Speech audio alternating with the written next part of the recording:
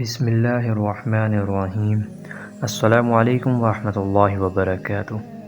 سامعین کرام، امید کرتا ہوں آپ خیر و عافیت سے ہوں گے اور ایمان کی تازگی سے منور بھی ہوں گے انشاءاللہ تعالی۔ اللہ تعالی شیطان مردود سے آپ کو اپنی پناہ میں رکھے، آمین۔ درود کی برکت سے قرض ادا ہو گیا۔ بغداد میں ایک تاجر رہتا تھا جو کہ بہت مالدار صاحب ثروت تھا۔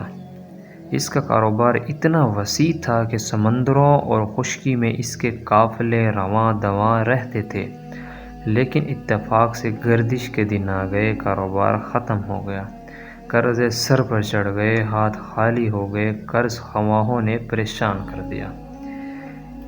ایک صاحب دین آیا، اس نے اپنے قرضے کا مطالبہ کیا۔ مقروض نے معذرت کی، لیکن صاحب دین نے کہا، ہم نے تیرے ساتھ وفا کا معاملہ کیا تھا مگر تجھ میں وفا نہیں پائی۔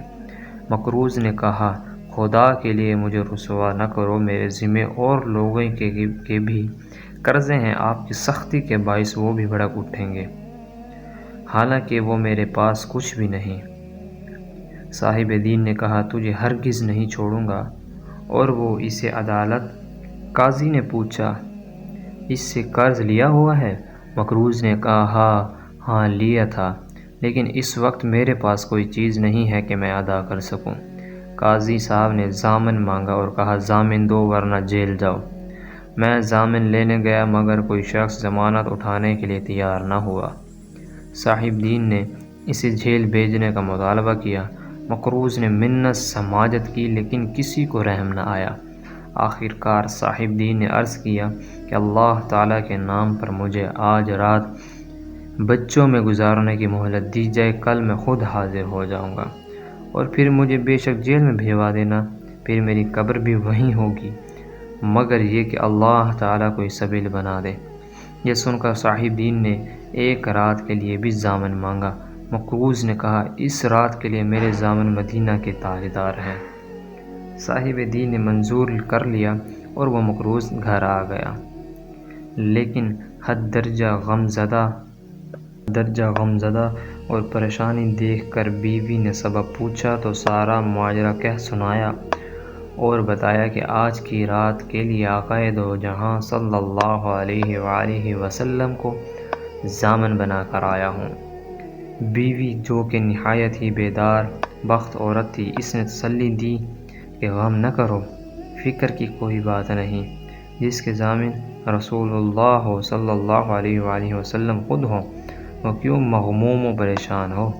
یہ سن کر غم کفور ہوئے، ڈھارس بند ہو گئے، رات کو درود پاک پڑھنا شروع کر دیا اور درود پاک پڑھتے پڑھتے سو گیا تو امت کے ولی تشریف لائے اور تسلی دی اور بشارت سنائی، میرے پیارا امتی کیوں پریشان ہے، فکر مت کرو، تم صبح صبح جا کر بادشاہ کے وزیر کے پاس جانا اور اسے کہنا تمہیں اللہ تعالیٰ کے رسول نے السلام فرمایا ہے اور فرمایا کہ میری طرف سے 500 دینار قرض ادا کر دو، کیونکہ قاضی نے اس کے بدلے مجھے بھیجنے کا حکم صادر کیا ہے، اور میں اللہ تعالیٰ کے حبیب صلی اللہ علیہ وآلہ وسلم کی ضمانت پر آج باہر آیا ہوں، اور اس عمر کی صداقت کے مجھے رسول اکرم صلی اللہ علیہ وآلہ وسلم نے یوں فرمایا ہے۔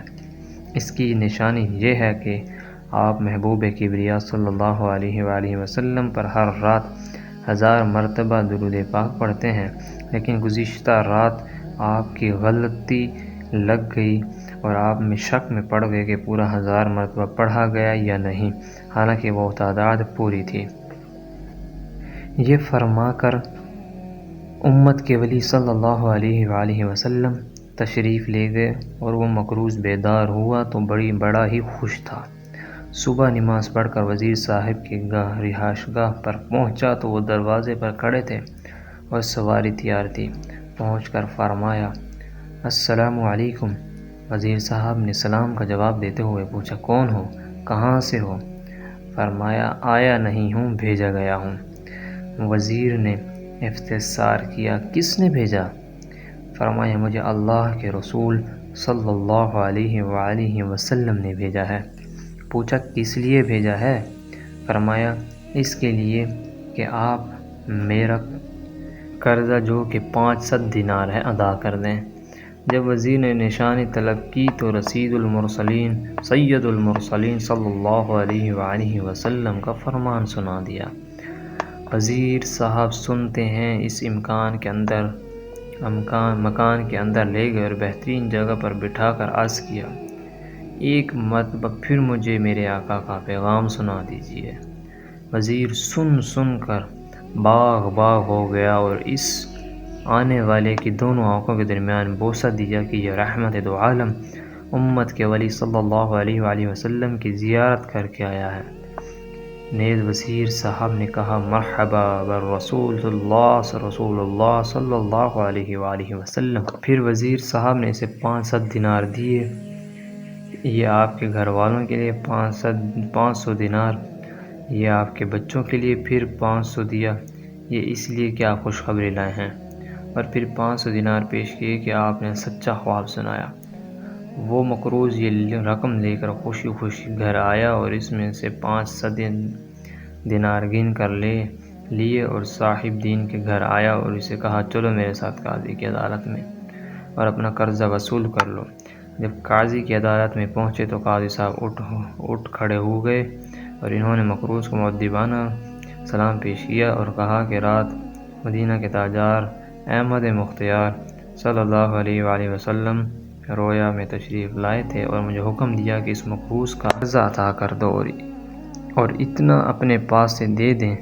یہ سن کر صاحب دین نے کہا، میں نے قرضہ معاف کیا اور 500 میں اس کو بطور نذرانہ پیش کرتا ہوں، کیونکہ مجھے سرکار دو عالم صلی اللہ علیہ وآلہ وسلم نے یوں ہی حکم دیا۔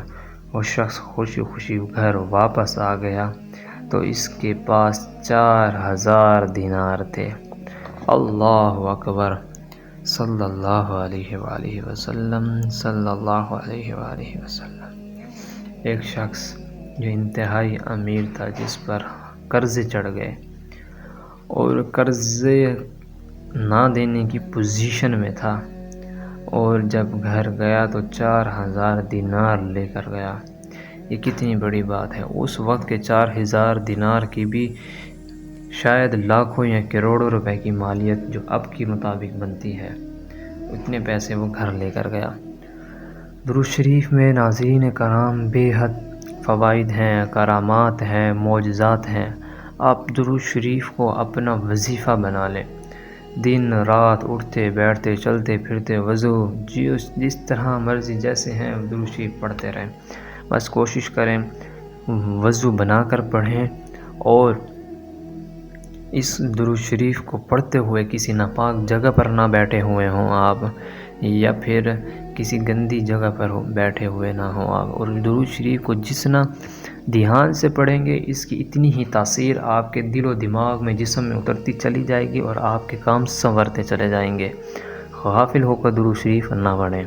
کم از کم دن میں صبح 100 مرتبہ یا شام کو 100 مرتبہ یا پھر 500 مرتبہ کسی ایک وقت کو تعین کر لیں، اس وقت بیٹھ کر درود شریف 500 مرتبہ سب سے چھوٹا درود شریف پڑھ لیں، صلی اللہ تعالی علیہ وآلہ وسلم، صلی اللہ علیہ وآلہ وسلم، بسم اللہ اللہم صلی علی محمد، کوئی سا بھی چھوٹا درود شریف لے کر پڑھیں اور اس کو اپنی زندگی کا وظیفہ بنا لیں۔ انشاءاللہ انشاءاللہ انشاءاللہ تعالی آپ کی زندگی بدل کر رکھ دے گا درود شریف۔